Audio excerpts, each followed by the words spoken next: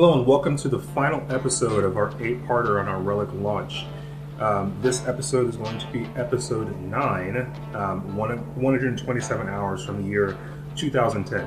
A quick explanation of what happened here. Us being humans and working on a tight schedule of trying to get Relic up and running on a deadline, we actually lost an episode number, whereas we made a mistake in announcing which numbers were upcoming. And maybe you could explain a little bit better. Yeah, essentially we just, we got through recording our episodes, and we had the episode numbers lined up and everything, but we ended up flubbing a line and, throwing out the wrong number, and basically it would have been a little too complex to edit it and reorder everything, because we would have had to edit about 5 or 6 videos to get it all back in line.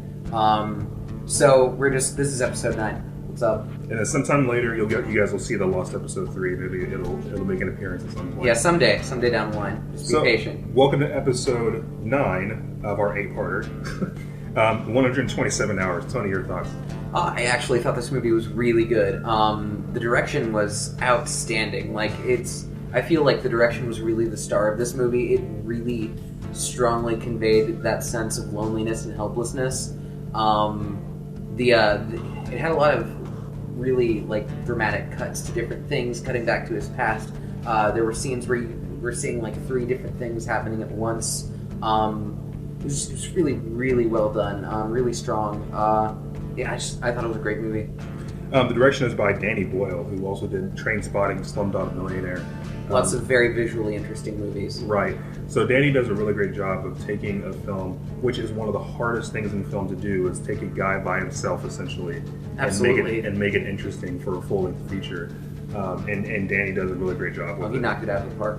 There's very few films that will even attempt doing that, like a Castaway or an I Am Legend. And 127 Hours, I think, is superior to both of those movies. Definitely, I completely agree. The film was released under a cost of $18 million, earned back $60 million, so that's respectable, yeah. Although I don't think it had a very wide release. No, it is an independent film, is it not? I believe so, yes. Yeah. So the score is by A.R. Rahman, who also did Slumdog Millionaire, so he worked with Danny Boyle on that. The score is very interesting. It's very tense. It's got some very interesting notations in it. I thought it was great. Oh, absolutely. I completely agree. The score was one of the more interesting ones I've heard in a movie for a completely original score, other than there's a couple of, licensed songs in there, but it was generally his original work, and every single song fit the scene perfectly. It was very... There were a lot of different styles incorporated into the music, and it was very, very good. The film was nominated for 6 Academy Awards, including Best Picture. Did not win any. Do you think that it deserved to? Absolutely. I don't know off the top of my head what it was up against that year, but I couldn't argue with this movie winning Best Picture at all. It was excellent. Toy Story 3 was one. That's true, and that was another really good movie. I remember it was a really tough year. It was a very stacked year, wasn't it? Yeah, it was a very stacked year. I believe Argo won that year. Yeah, and I haven't seen that yet, but I need to. I've heard nothing but good things. Yeah, so one of those just rough draws of the year. Absolutely. But, in another year, perhaps 127 Hours, I say could have won Best Picture. I certainly agree with you. And so almost all credit, of course, goes to James Franco for that, who plays the character of Aaron Ralston. Of course, this is based on the true story of Aaron Ralston's journey. Essentially what happens is, not to sugarcoat anything, this guy was an idiot and went out without telling anybody where he was going. He wanted a private weekend to himself, I think it was. Yeah. And so he didn't tell anybody where he was going, didn't answer his phone, didn't bring a phone or any kind of communication with him. Goes out to go biking somewhere out in God knows where, and ends up getting stuck under a rock, in pretty much the most isolated place he can find himself. He steps on this rock that's at the start of this little small canyon, and he falls in because the rock gives, and then that same rock falls on his arm, and then he's just stuck. Now this guy lasts for 127 hours, hence the name of the film. I gotta say, I would have lost my mind after about 2. Yeah, no, I couldn't have. Props to him, I couldn't have done it. Yeah, I would have lost my mind in 2 hours. About half an hour in, I would have started crying. Yeah, this is where I'm going to die. Yeah. So, to the real Aaron Ralston, kudos to you. Absolutely. For hanging in there and and the things that he went through. And he said later on that 127 hours was as close as you could get to a documentary without actually being a documentary. So it's really interesting to kind of see what he went through while he was down there, and what actually happens to a person like when you don't have any water or food for a while, or you're just isolated like that. You start to go a little bit crazy. And, yeah, absolutely. Start hallucinating and talking to people that aren't there. Only other really major character in this film is Kate Mara, and she plays Christy Moore, who is a girl that he meets along the way. Yeah. For a very short scene, but for the most part, it was James Franco by himself. The girls did fine. Yeah, they were fine. They were pretty good. Yeah, in their one scene, but they have a couple of scenes in there. Yeah, it goes on for about 10-15 minutes. Right. So, but again, James Franco's performance, absolutely stellar. I don't know if they ever considered anybody else for it, but I can't give him enough credit for carrying this film. No, absolutely. He was completely the right choice. Like he captured the character perfectly. Or I mean, not really character. He captured the person perfectly.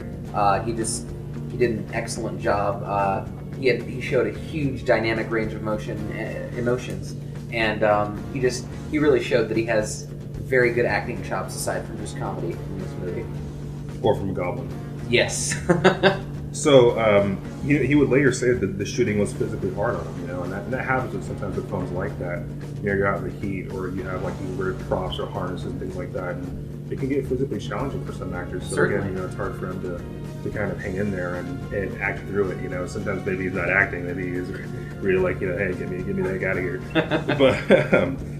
But so yeah, Aaron Ralston himself was kind of he's a rock climbing enthusiast, and he actually appears as himself in a cameo at the end of the film. And amputee to arm and all, he actually goes out and still to this day rock climbs and bikes and does all these things that I wouldn't have been doing in the first place personally. But I really hope he has a cell phone on him now. That would be a good choice. There is a line of dialogue at the end of the film that says he always remembers to tell people where he's going now. So. That's true, and that's a plus. But I mean, props to him. I, like you said, couldn't even do it in the first place. So it's amazing that he's still doing it with a stub. So yeah, absolutely, for sure. The movie is a little bit graphic at times. I mean, the scene where he is. What happens at the end of the 127 hours is brutal. It is one of the more intense scenes that you see, and by that time you're so emotionally invested in the character and his plight.